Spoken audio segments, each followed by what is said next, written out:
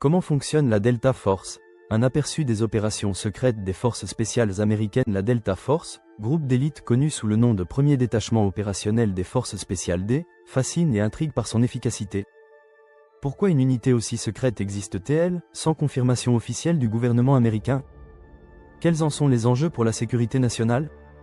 Ce sont des questions cruciales que nous allons explorer ensemble. La Delta Force a été créée dans les années 1970 pour contrer la montée du terrorisme. Charles Beckwith, un colonel de l'armée, a observé l'émergence de groupes extrémistes et a proposé la formation d'une équipe tactique d'élite, capable d'opérer avec rapidité et précision. Un entraînement intense a été établi, inspiré du British Special Air Service. Mais qui compose la Delta Force? Le groupe attire des membres de toutes les branches de l'armée. Le processus de sélection est difficile. Les recrues doivent démontrer des compétences exceptionnelles, notamment une précision de tir impressionnante et une endurance physique. Après avoir réussi la sélection, une formation intense de 6 mois les prépare aux missions les plus délicates. La Delta Force est réputée pour son équipement de pointe. Parmi ses armes privilégiées, on retrouve le MP5 et le M4, souvent personnalisés pour des missions spécifiques. L'entraînement se déroule dans des installations sophistiquées, où les opérateurs simulent des scénarios de sauvetage d'otages et de combats rapprochés. Parlons maintenant des opérations de la Delta Force. Bien que connue pour ses missions antiterroristes, elle intervient également dans d'autres domaines. Son rôle a commencé avec des opérations de sauvetage, comme celle des otages pris au siège de l'ambassade américaine à Téhéran, qui a été un défi majeur. D'autres exemples incluent des interventions pendant les invasions à Grenade et au Panama. La Delta Force fonctionne également à l'échelle nationale. La loi Pos Comitatus de 1878 limite l'engagement de l'armée dans des missions de police. Toutefois, des exceptions ont été faites. Ces violations soulèvent des préoccupations sur l'équilibre entre la sécurité nationale et le respect des droits civils. Des scandales entourent également la Delta Force. Des allégations d'opérations illégales ont émergé, notamment des accusations de torture dans des prisons secrètes. Ces événements soulignent la complexité de leur mission, oscillant entre nécessité de sécurité et dérives possibles. En résumé, la Delta Force représente une force incontournable dans la lutte contre le terrorisme et les crises qui menacent la sécurité américaine. Devrait-elle rester dans l'ombre pour protéger les intérêts nationaux? À vous de juger.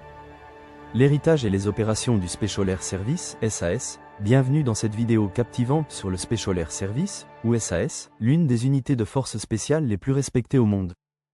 Saviez-vous que le SAS a été créé en 1941, pendant la Seconde Guerre mondiale? Ce régiment britannique a été fondé pour mener des opérations audacieuses derrière les lignes ennemies. La célèbre devise du SAS, Who Dares Wins, résume parfaitement son esprit. Dès le départ, le SAS a combiné agilité et précision pour mener des raids efficaces. Au cours de la Seconde Guerre mondiale, le SAS s'est distingué en Afrique du Nord, attaquant des aérodromes ennemis et causant de lourdes pertes. Ces succès ont été rendus possibles grâce à la détermination de David Stirling et à ses hommes. En 1943, après la capture de Stirling, l'unité a été dispersée. Cependant, cette période a également conduit à la création de 2 nouvelles sections, le Special Riding Squadron et le Special Boat Squadron. Le SAS a non seulement consolidé sa réputation lors de la guerre, mais il a également compris l'importance de l'intégration des forces alliées. Des soldats français et grecs ont été incorporés dans leur rang. L'opération Overlord de 1944 a marqué une nouvelle ère pour le SAS. Parachutés en France, ils ont harcelé les troupes allemandes afin de soutenir le débarquement. Au fil des décennies, le SAS a été engagé dans de nombreux conflits, y compris la guerre de Malouine, les guerres du Golfe, et plus récemment, en Afghanistan et en Irak. Leur capacité à s'adapter et à innover dans des scénarios complexes les distingue. Que ce soit avec des jeeps armés ou en menant des raids audacieux à bord de petits avions, le SAS a redéfini la guerre moderne.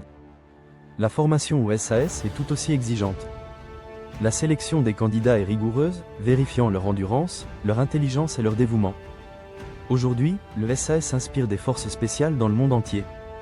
Son influence est visible dans des unités comme le Kommando Spezialkräfte en Allemagne et Delta Force aux États-Unis. Le SAS continue d'exercer des missions variées, allant de la reconnaissance à des opérations antiterroristes.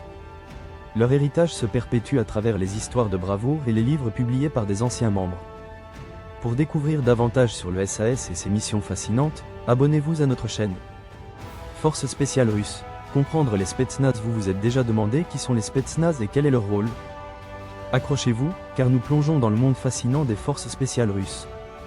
Les Spetsnaz, contraction de Specialnoye Naznaczenie, désignent des unités d'élite au sein des forces armées soviétiques, puis russes. Elles ont été créées pendant la guerre froide à des fins spécifiques. Ces forces peuvent opérer sous différentes autorités, y compris l'armée, le FSB et la police.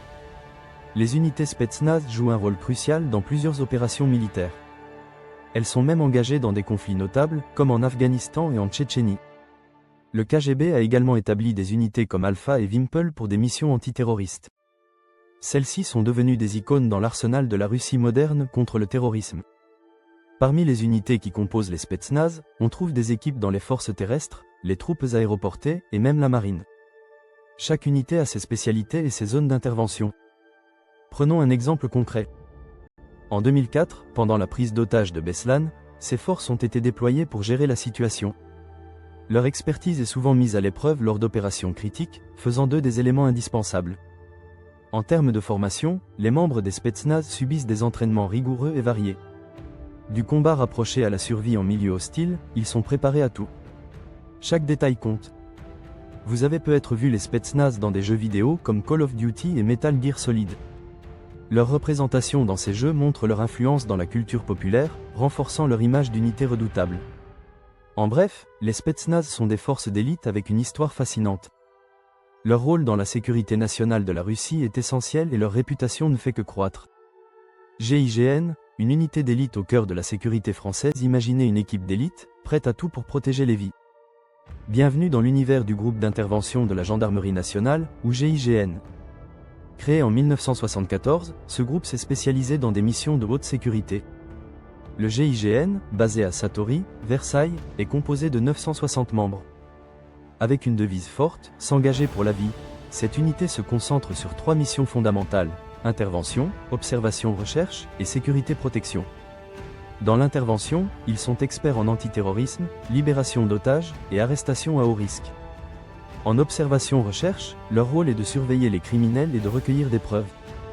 Pour la sécurité-protection, ils assurent la sécurité de personnalités et de sites stratégiques.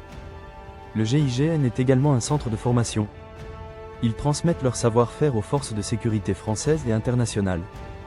Avec 14 antennes à travers la France et l'étranger, ils représentent un réseau robuste d'intervention. Pour intervenir, le GIGN utilise des équipements et des techniques de pointe. Leur armement est varié, allant des fusils d'assaut HK-416 aux pistolets Glock. De plus, ils utilisent des véhicules blindés, comme le Sherpa Light, pour des interventions rapides et sûres. Les missions du GIGN ne se limitent pas à la France. Ils interviennent à l'international, se rendant sur des scènes de crise dans des pays comme l'Afghanistan et la Centrafrique. Leur réputation s'est construite grâce au succès de leurs interventions, ayant libéré plus de 600 otages au fil des années. Interventions tactiques sont finement orchestrées pour neutraliser les menaces. Leur préparation s'applique aussi à la gestion des crises liées au NRBC, c'est-à-dire les attaques nucléaires, radiologiques, biologiques et chimiques. Le GIGN est prêt à tout, formé pour agir dans n'importe quel environnement. Depuis sa création, le GIGN a connu des réorganisations pour mieux répondre aux défis contemporains. En 2007 et 2021, ils ont adapté leur structure pour une efficacité accrue. Le GIGN a laissé une empreinte indélébile dans l'histoire française, participant à des événements marquants tels que la prise d'otage d'Air France en 1994. Leur courage sans pareil et leur engagement font d'eux une vitrine de l'excellence en matière de sécurité. Pour continuer à protéger, le GIGN s'engage à développer constamment ses compétences. Leurs missions sont essentielles pour sauvegarder la sécurité des citoyens français et du monde. Si vous souhaitez en savoir plus sur cette unité d'élite et leur travail, abonnez-vous à notre chaîne pour suivre le GIGN dans leur mission extraordinaire. Restez informés et engagés. Une caractéristique clé du GIGN est leur capacité à négocier. Les négociateurs résolvent plus de 75 PER des situations sans avoir à recourir à la force. Navy SEALs, l'élite des forces spéciales américaines. Saviez-vous que les Navy SEALs sont l'une des unités d'élite les plus redoutées au monde ? Créés en 1962, ces soldats d'acier ont un rôle unique: mener des opérations spéciales en mer, dans les airs et sur terre. Le terme SEAL est en fait un acronyme pour Sea, Air, and Land. L'histoire des SEAL remonte à la Seconde Guerre mondiale. Lors des débarquements, la Navy a réalisé qu'elle avait besoin de soldats experts pour mener des missions de reconnaissance. Cela a mené à la création des Underwater Demolition Team, ou UDT, qui ont ouvert la voie aux SEAL modernes. L'entraînement des SEAL est intense et ne ressemble à aucun autre. Leurs sélections sont si rigoureuses que plus de 70 PER-100 des candidats abandonnent. On y retrouve Hell Week, une phase épuisante qui teste les limites physiques et mentales des recrues.